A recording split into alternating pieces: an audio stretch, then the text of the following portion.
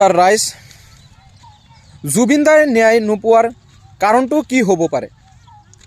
আজি জুবিনদাই কিয় ন্যায় পোৱা নাই? ইমান দিন হৈ গ'ল, 5 মাহৰ ওপৰত হৈ গ'ল। আজি জুবিনদাৰ কাৰণে মাত মাতাৰ অনুৰাগীসকল ক'ত গ'ল? জাষ্টিক বিচৰাসকল ক'ত গ'ল? ডাঙৰ ডাঙৰ নেতাসকল ক'ত গ'ল? সিহঁতে পলালে নেকি? কিবা পইচা পাইছে জানো? তো মই ক'বলৈ খোজোঁ, আজি আমাৰ জুবিনদাৰ ন্যায় কিয় পোৱা নাই?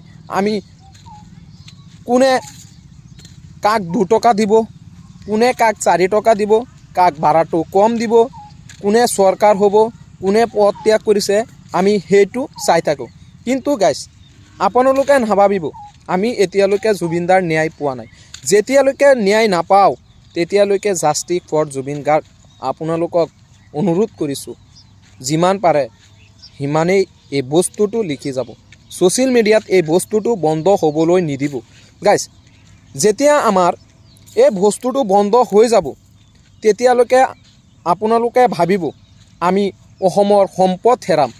আমি কেতিয়াও নিজকে ক্ষমা কৰিব নোৱাৰিম। গাইজ, আপোনালোকে যিমান পাৰে জাষ্টিক ফৰ জুবিন গাৰ্গ লিখি যাব।